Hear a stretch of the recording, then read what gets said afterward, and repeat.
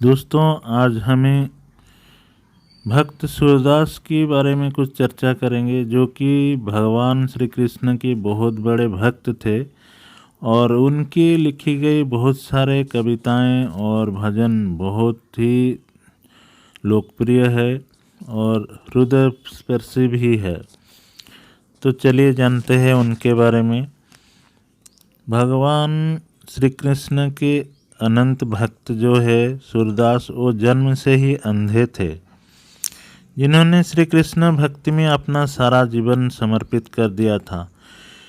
और सुरसागर के रचयिता सूरदास की लोकप्रियता और महत्व का ही प्रमाण है कि एक अंधे भक्त गायक का नाम भारतीय धर्म इतिहास आदर से लिया जाता है। भक्त सूरदास का जन्म दिल्ली के पास सिही नाम के गांव में हुआ था। वो बहुत ही निर्धन सारस्वत ब्राह्मण परिवार में हुआ था। उनकी 3 बड़े भाई थे।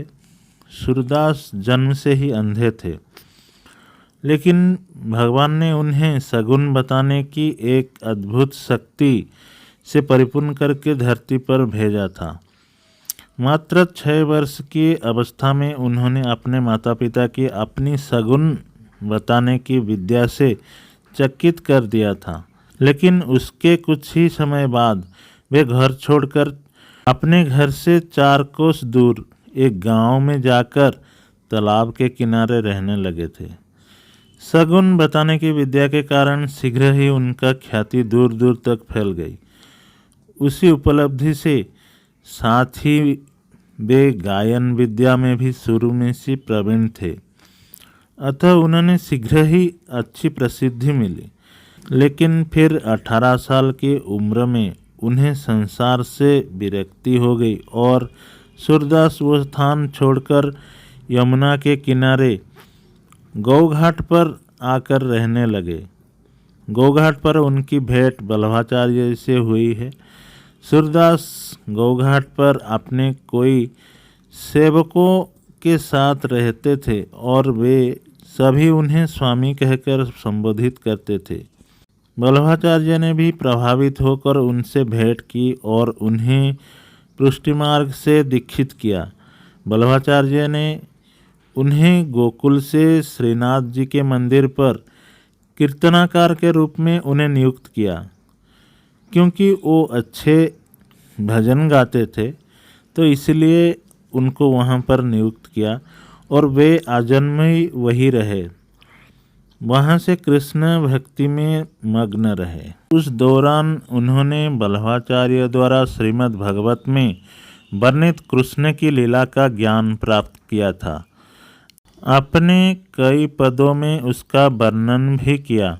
उन्होंने भागवत के 12 स्कंधों पर पद रचना की। सहस्राविधि पद रचे जो सागर कहलाए। सूरदास की पद रचना और गान विद्या की ख्याति सुनकर अकबर भी उनसे प्रभावित हुए बिना नहीं रह सके। अतः उन्होंने मथुरा आकर सूरदास से भेंट की। श्रीनाथ जी के मंदिर में बहुत दिनों तक कीर्तन करने के बाद जब सूरदास को एहसास हुआ कि भगवान अब उन्हें अपने साथ ले जाने की इच्छा रख रहे हैं, वे श्रीनाथ जी में स्थित पारसैली के केंद्र सरोवर पर आकर लेट गए और श्रीनाथ जी की ध्वजा का ध्यान करने लगे। इसके बाद सूरदास ने अपना शरीर त्याग दिया। दोस्तों, वीडियो अच्छे लगे तो लाइक सब्सक्राइब जरूर कर दीजिएगा। आज के लिए इतना ही, फिर मिलेंगे और एक नई वीडियो के साथ। हर हर महादेव, जय भोलेनाथ।